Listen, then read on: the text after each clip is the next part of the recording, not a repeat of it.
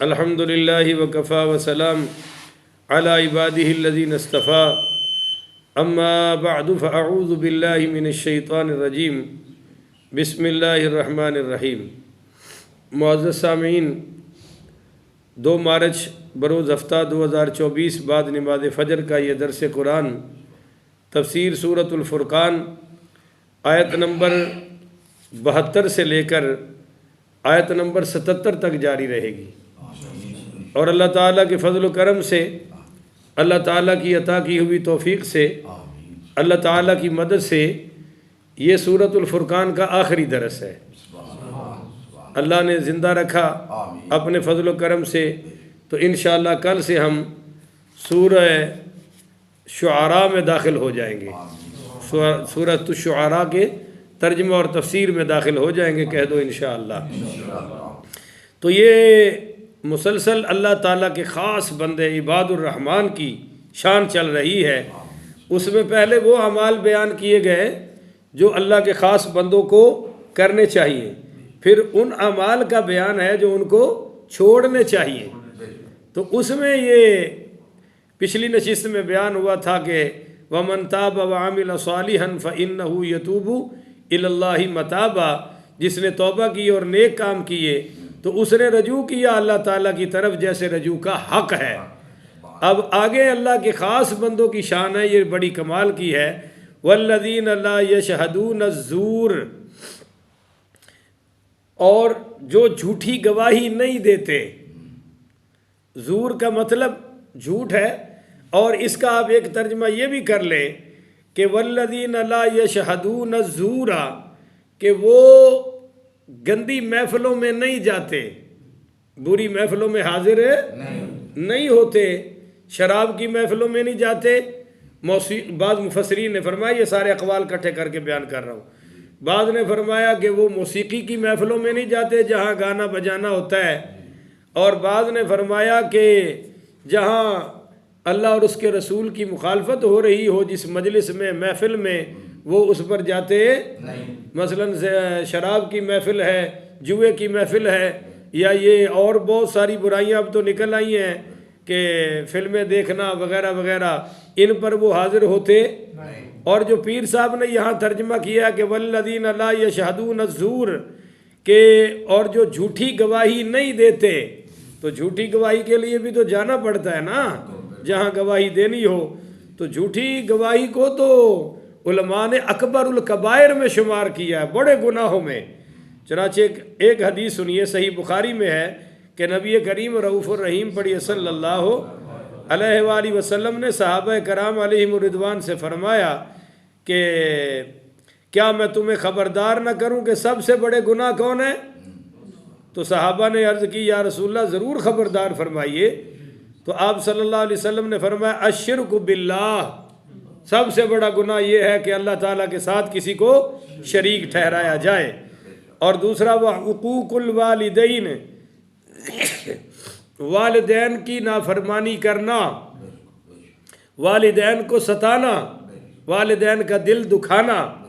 اور آگے فرمایا کان متکئا فجلسا، تو نبی کریم پڑھیے صلی اللہ علیہ وآلہ وسلم نے یہ 2 باتیں تو ٹیک لگا کر بیان فرمائی، اور پھر سرکار سیدھے ہو گئے، اور سیدھے ہو کر یہ اگلی بات فرمائی، فرمایا فقال الا وقول الزور فما زال يكررها حتى قلنا ليته سكتا۔ پھر آپ نے وہ سیدھے ہو کر فرمایا کہ خبردار، جھوٹی گواہی یہ بڑا گناہ ہے، جھوٹی گواہی دینا۔ اور اس لفظ کو سرکار دو عالم پڑھیے صلی اللہ علیہ وآلہ وسلم بار بار دہراتے رہے، بار بار دہراتے رہے، حتیٰ کہ صحابہ کرام نے کہا کہ کاش حضور خاموش ہو جاتے، خاموشی فرما لیتے کہ بات پوری ہو چکی ہے اور ہمیں سمجھ بھی آ گئی ہے۔ مگر آپ یہ محسوس کیجئے، ایک تو سرکار نے ٹیک چھوڑ دی، اور دوسرا بار بار الفاظ استعمال فرما رہے ہیں کہ جھوٹی گواہی دینی۔ اور سیدنا فاروق اعظم رضی اللہ تعالی عنہ، سبحان اللہ، وہ فرماتے ہیں کہ جھوٹے گواہ کو 40 کوڑے مارو، پہلی سزا. اور دوسری فرمایا اس کا منہ کالا کر کے اس کے سر کو موڑ کر اس کو گدھے پر بٹھا کر بازار میں پھراؤ اور فرمایا کہ اس کی گواہی ساکت کر دو, اس کی گواہی آئندہ قبول نہیں کرنی, اور اس کو رسوا کرو تاکہ دنیا کو پتہ چل جائے کہ جھوٹے گواہ کی کوئی اوقات نہیں ہے. اچھا, اگلی بات بڑی کمال کی ہے کہ وَإِذَا مَرُّوا بِاللَّغْوِ مَرُّوا كِرَامًا, اور جب گزرتے ہیں کسی لغو چیز کے پاس سے تو بڑے باوقار ہو کر گزر جاتے ہیں. یعنی اگر برائی کی محفل ہو رہی ہو تو یہ نہیں ہوئے آجا تو بھی ہونا جا, سارے بیٹھے نے, تیرے تو کوئی اسلام نافذ ہویا ہے, تو ساتھ یہ بھی بیٹھ جاتا ہے, ایسا ہوتا بلکہ یہ وقار کے ساتھ, اپنی شان کے ساتھ, متانت کے ساتھ گزر جاتے ہیں, اور اپنے اندر تکبر بھی پیدا نہیں کرتے کہ یہ کتنے گرے ہوئے ہیں اور میں کتنا بڑا آلہ ہوں. نہیں, بڑے کریم بن کر گزر جاتے ہیں, اس میں الجھتے بھی نہیں, ان کو حقیر بھی نہیں جانتے, اور اس گناہ میں ملوث بھی بڑے آرام سے گزر جاتے ہیں. وہ آگے فرمایا والذین اذا ذکروا بآیات ربہم لم یخروا علیہا, اور وہ جب انہیں نصیحت کی جاتی ہے ان کے رب کی آیات سے تو نہیں گر پڑتے. یہ لم یخروا کا لفظ غور طلب ہے, یہ خرّا خرورن کا معنی گرنا ہے, لیکن یہاں یہ لفظ اس معنی میں استعمال نہیں ہوا بلکہ اعراض, بے رخی کا مفہوم ادا کرنے کے لیے لایا گیا ہے. جیسے عرب کہتے ہیں کہ قعد فلان یشتمنی وقام فلانا یبکی, کہ فلاں آدمی مجھے گالی دیتا رہا اور فلاں آدمی روتا رہا. جیسے قعدہ کا معنی بیٹھنا اور قامہ کا معنی کھڑا ہونا ہے, یا مگر یہاں لغوی معنی مقصود نہیں بلکہ کلام کا آغاز کرنے کے لیے ذکر کیا گیا ہے. اسی طرح یہاں لم یخروا گر پڑنے کے مفہوم پر دلالت نہیں کرتا بلکہ ان کی روح گردانی اور سرتابی کا مفہوم ادا کرتا ہے. یہ سمجھ لینے کے بعد اب آیت کا مفہوم واضح ہو گیا کہ اللہ تعالیٰ کے بندوں کو جب آیات قرآنی پڑھ کر نصیحت کی جاتی ہے تو وہ بہروں اور اندھوں کا سا طرز عمل نہیں اختیار کرتے بلکہ غور سے سماعت کرتے ہیں. دیکھو نا, قرآن پڑھا جا رہا ہے مگر اگلے کو کوئی توجہ نہیں, جیسا کہ یہ سنتا ہی نہیں, اس کو وہ دیکھتا ہی نہیں حق کی طرف, جیسا کہ اس کو نظر آتا ہی نہیں ہے. تو یہ شان اللہ کے خاص بندوں کی نہیں. اچھا, اس کا ایک دوسرا مفہوم لے لیں کہ جہاں دیکھا کہ لفظ آ گیا قرآن حدیث یہ گر گیا, یہ بھی مومن کی شان ہے, تو تحقیق تو کرو کہ مسئلہ ہے کیا. کوئی کہہ دے قرآن میں آیا ہے, جس طرح ایک فتنہ اٹھا تھا والا ذکر اللہ اکبر, جی اللہ کا ذکر بڑا ہے تو نماز چھوڑ دو نہ, ذکر بڑا ہے. انہوں نے کہا جی قرآن کی تلاوت چھوڑ دو, ذکر بڑا ہے. لہذا وہ لڑکیاں لڑکے اکٹھے بٹھا کے ذکر کر کے کہتا تھا بڑا کام ہو گیا, باقی سب چھوٹے کام کر رہے ہیں, میں بڑا کام کر رہا ہوں. اور یہ فتنہ بہت اٹھا تھا. اگرچہ ہم نے جواب دیا, اور تسی بھی یاد رکھو تہاڈیاں دعاواں دا صدقہ ہے کہ جب بھی کوئی فتنہ اٹھتا ہے مقابلے میں علماء ہی آتے ہیں. پیر صاحبان تو آرام سے تسبیح کو گیڑا دیتے رہتے ہیں, ان کو ان چیزوں سے کوئی غرض ہے. ملک میں کیا ہو رہا ہے کیا نہیں ہو رہا, چیف جسٹس بولے تب بھی علماء میدان میں, کوئی فتنہ بولے وہ خواہ وزیر ہو کچھ بھی ہو, علماء نہیں میدان میں آنا ہوتا ہے. ہتھ کڑیاں یہ پہ پہنیں گے, جیلوں میں یہ جائیں گے, مارے یہ کھائیں گے, اور اسلام کے ٹھیکیدار پھر یہ پیر بن کے جعلی قسم کے 2 نمبروں کی بات کر رہا ہوں آ جائیں گے. نعت خانوں کا تو خیر ذکر ہی نہیں, وہ تو صرف کھانے پینے کی پارٹی ہے. تو یہ سارے کام علماء سے اللہ لیتا ہے. علماء نے مقابلہ کیا کہ والا ذکر اللہ اکبر جو قرآن میں آیا ہے تو واقعی الصلاۃ لذکری, نماز بھی تو اللہ کا ذکر ہے نا. انا نحن نزلنا الذکر, کہ قرآن بھی تو اللہ کا ذکر ہے, اور جو کچھ قرآن و حدیث میں آ جائے وہ بھی اللہ کا ذکر ہے یا نہیں ہے بھائی. تو یہ مفہوم واضح کیا. تو معزز سامعین, جب کوئی آپ سے کہتا ہے کہ یہ بات قرآن میں ہے تو اس کو کہو بھائی ایک تو آیت پوری پڑھ, بولو آیت ہے جیسے کیا کرتے ہیں انما یرید اللہ لیذہب عنکم الرجس اہل البیت، اور پھر ازواج مطہرات کی چھٹی کرا دیں گے، نہیں جی اس سے تو یہ اہل بیت مراد ہے، حالانکہ یہ آیت یہاں سے شروع ہم ان سے کہتے ہیں پوری آیت پڑھو، پر ذاکر بھی پوری نہیں پڑھتا اور نیم ملا خطرہ ایمان بھی آیت پوری نہیں، کیونکہ آیت پوری پڑھیں گے تو ان کا تو وہ سارا مقصد اصل واضح ہو جائے گا اور اپنی دکانداری چلتی نہیں۔ تو یہ آپ یاد رکھیے کہ اللہ فرما رہا ہے میرے خاص بندوں کی یہ شان نہیں ہے کہ جہاں قرآن سنا تو اندھوں اور بہروں کی طرح حدیث سنی، قرآن و حدیث کے نام پہ جو کوئی سنا گر پڑے، اور یا پھر یہ مفہوم بھی لے لو کہ یہ بھی شان نہیں ہے کہ جیسے اذان سن کے بندے سوئے پڑے ہیں اٹھتے گرے پڑے ہیں گر پڑتے ہیں، وہ تو کہتے ہیں تو ڈیگی پہ ہاں کھڑو تو صحیح تکڑا دے ہو، تو قرآن و حدیث سن کے ذرا عمل کے لیے تکڑا ہونا چاہیے۔ تو ذرا پھر سنیے والذین اذا ذکروا بآیات ربہم لم یخروا علیہا، اور وہ جب انہیں نصیحت کی جاتی ہے ان کے رب کی آیات سے تو نہیں گر پڑتے، صما وعمیانا، ان پر بہرے اور اندھے ہو کر، والذین یقولون، سبحان اللہ۔ اب یہ اللہ کے خاص بندوں کی دعاؤں کا ذکر آ رہا ہے کہ ان کو دعائیں کیسی مانگنی چاہیے۔ یہاں تو دعائیں مانگی جا رہی ہیں، نوکری دلا دے، چھوکری دلا دے، فلاں کام کر دے، کوٹھی بن جائے، گاڑی بن جائے، ایسی فضولیات میں پڑے ہوئے ہیں۔ مانگ رب سے رہے ہیں اور مانگ کوڑا کرکٹ رہے ہیں، مانگ ہاتھوں کی میل رہے ہیں، مانگ وہ رہے ہیں کہ جو مچھر کے پر کے برابر بھی نہیں، جو مکھی کے پر کے برابر بھی نہیں۔ مگر بندے جو خاص ہیں وہ کیا مانگتے ہیں؟ والذین یقولون، اور وہ جو عرض کرتے رہتے ہیں کہ ربنا، اے ہمارے رب، ہب لنا من ازواجنا، مرحمت فرما ہمیں ہماری بیویوں اور اولاد کی طرف سے، من ازواجنا و ذریاتنا قرۃ اعین، آنکھوں کی ٹھنڈک، آنکھوں کی من ازواجنا، ہماری بیویاں، بولو ہماری ہوں آپ بیویاں والے تو نہیں نا، آپ تو بیوی والے ہیں، بیوی والے ہیں، ایک والے ہیں، حالانکہ ایک والے دی تو اللہ مثال ہی نہیں دیتا۔ کوئی سمجھ آئی کہ نہیں آئی؟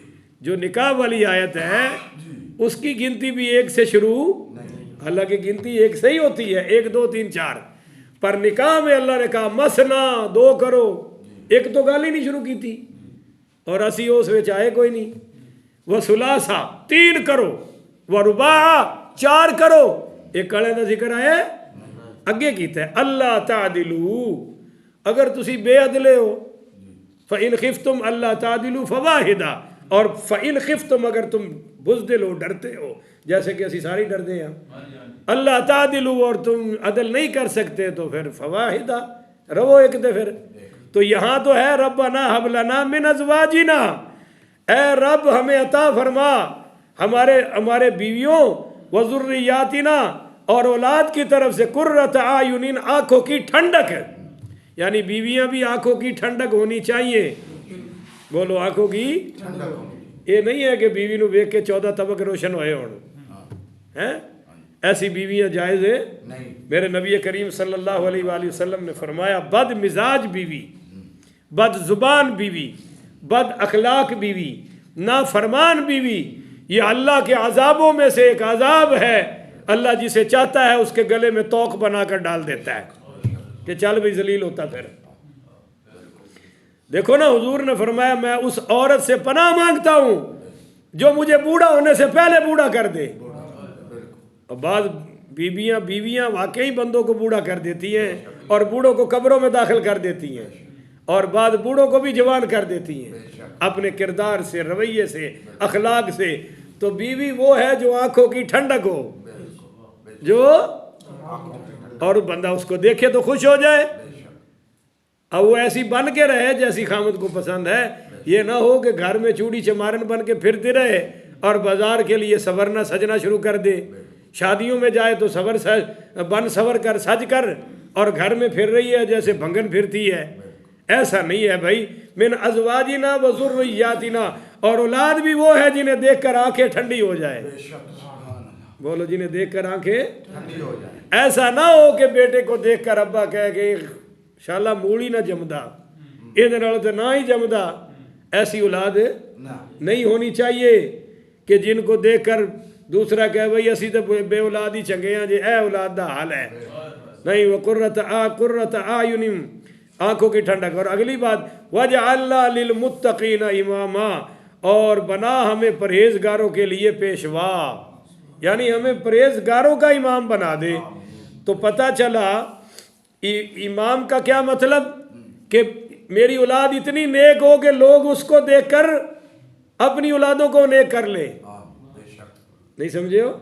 इतनी नमाज पढ़े, कसरत से अल्लाह के दीन की बातें करें और सुने कि लोग जाके कहें यार वो देख फलाने का पुत्र हाफिज़ कुरान पढ़ गए, और यार वेख फलाने के पुत्र ने आज जमात कराई है। तो वजअलना लिलमुत्तकीना इमामा, कि ये परहेजगारों के लिए रोल मॉडल बन जाए। और अगर इमामत तलब करे अल्लाह की रज़ा के लिए, दीन सिखाने के लिए, तो जायज़ है। बोलो ये अमल है, जायज़ है। और हदीस पाक में आ रहा है कि हुमुल कौम ला यशका जलीसुहुम, यानी औलिया अल्लाह वो खुशबख्त लोग हैं कि जो उनके पास बैठ जाए अल्लाह उसे भी महरूम नहीं रहने देता। ऐसी औलाद बन जाए।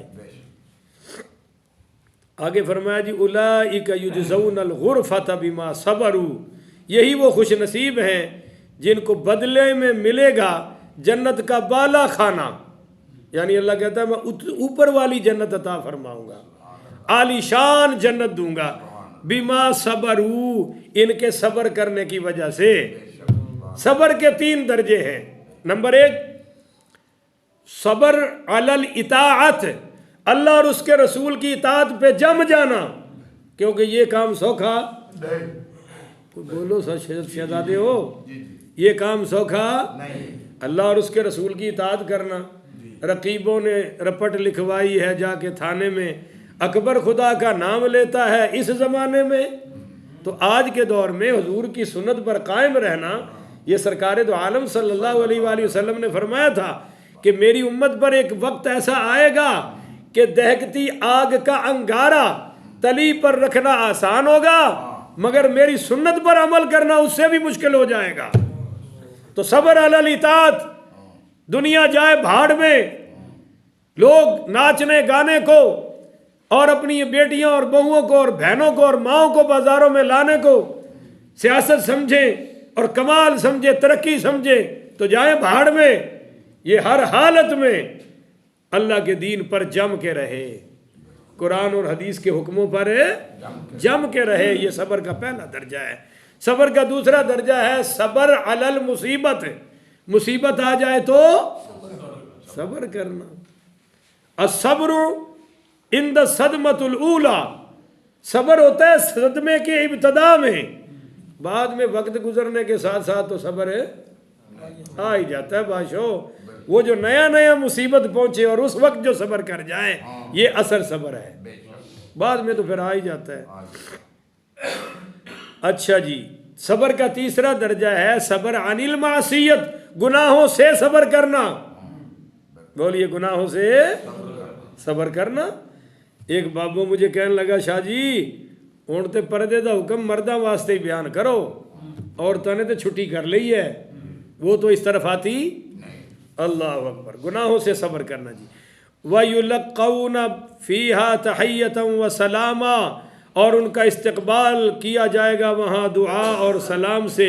खालिदीन फ़ीहा, वो हमेशा हमेशा उसमें रहेंगे, वो हमेशा हमेशा उसमें रहेंगे। उसमें जन्नत से उनको कोई निकाल सकता नहीं। और सलामुन क़ौलन मिर रब्बिर रहीम, जन्नतियों को रब भी सलाम फरमाएगा।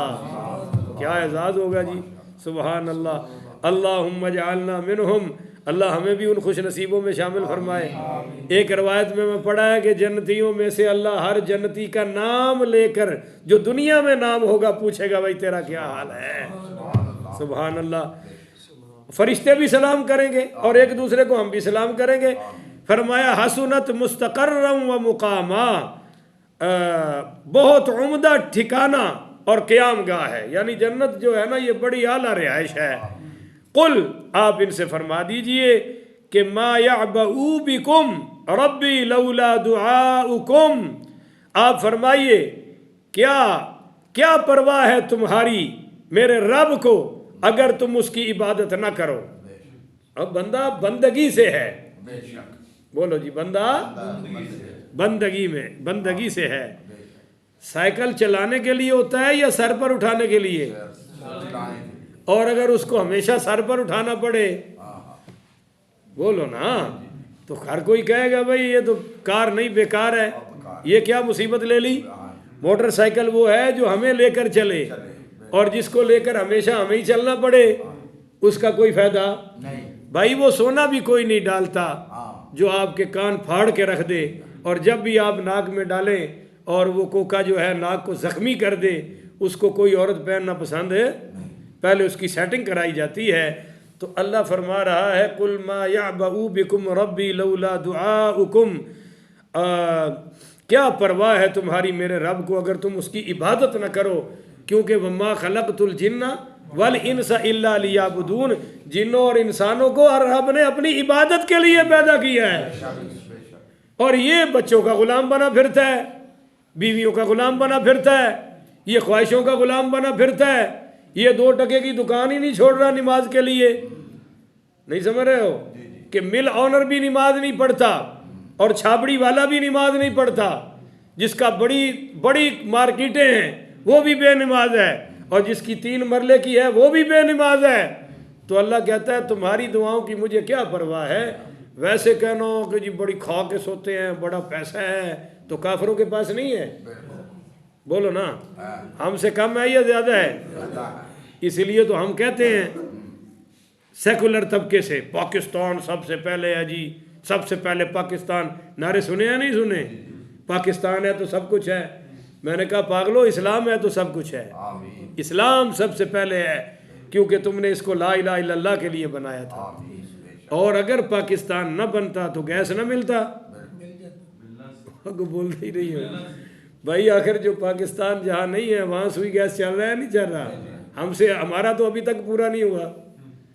اگر پاکستان نہ بنتا تو سڑکیں نہ ہوتی. بولتے نہیں ہیں. اگر پاکستان نہ ہوتا تو سڑکیں نہ بنتی. تو ہماری ابھی تک سڑکیں بھی مکمل ہیں. یہ تو دھندا بنا رکھا ہے نا, بناتے ہیں ناقص مٹیریل لگا کر, پھر اگلا آتا ہے وہ پھر بنانی شروع کر دیتا ہے. تو فکر نہ کرو, یہ دھندے تھے ساڑھے مکنے نہیں, زندگیاں مک جانیاں نے. بہرحال میں یہ کہہ رہا ہوں کہ اگر پاکستان نہ بنتا تو کیا خیال ہے ہمارے پاس مکان نہ ہوتے؟ تو پھر کس لیے اتنی قربانیاں دے کر یہ بنایا تھا کہ آج 2 ٹکے کے نعرے, روٹی کپڑا مکان پہ کو کر رہا ہے, کوئی غربت مکاؤ پہ کر رہا ہے, کوئی کسی کا نعرے پہ ہمیں بے وقوف بنا رہا ہے. بھائی اللہ کے بندو, جو مقصد تھا وہ کیا تھا؟ وہ تھا لا الہ الا اللہ اور دستور ریاست محمد الرسول اللہ. وہ بھول گئے. تو بندوں کی تخلیق کا مقصد انس اور جن اللہ کی عبادت ہے. تو جو اس سے ہی ہٹ گیا وہ کائے کا بندہ رہا. اس لیے فرما دو ان کو کہ جب تم نے میری بندگی نہیں کی تو تمہاری دعاؤں کی مجھے کوئی پرواہ نہیں. باقی یہ کہنا ہمارے پاس سواریاں ہیں, ہمارے پاس کوٹھیاں ہیں, بنگلے ہیں, تو دیکھ لو کافروں کے پاس بھی تو ہے نا.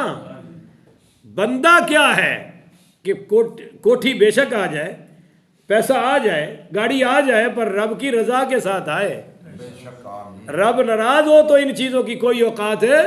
رب راضی ہو جائے تو سلیمان علیہ السلام کی طرح بادشاہی بھی آ جائے تو کوئی حرج کی بات ہے. فَقَدْ كَذَّبْتُمْ فَسَوْفَ يَكُونُ لِزَامًا, اور تم نے تو الٹا جھٹلانا شروع کر دیا تو یہ جھٹلانا تمہارے گلے کا ہار بنا رہے گا. فَقَدْ كَذَّبْتُمْ, الٹا تم نے جھٹلانا شروع کر دیا. جب تمہیں اسلام کی دعوت دی گئی, توحید کی دعوت دی گئی, اور تمہیں قرآن و حدیث پر عمل کی دعوت دی گئی, تو فسوف یکون لزاما, اب وہ جھٹلانا تمہارے ساتھ نتی ہو گیا ہے, لف ہو گیا ہے. اس سے تم کو کوئی جدا کر سکتا نہیں. اب تم جھوٹ کے ہو, جھوٹ تمہارا ہے. تم کفر کے ہو, کفر تمہارا ہے. تم شرک کے ہو تو شرک تمہارا ہے. ہاں, جنہوں نے کلمہ پڑھا اور قرآن و حدیث پر عمل کیا ان سب کی شان بیان ہو چکی ہے. اللہ ہمیں ان میں شامل فرمائے, اور ان بدبختوں سے اللہ ہمیں محفوظ فرمائے. آخر ودعوانا ان الحمدللہ رب العالمین.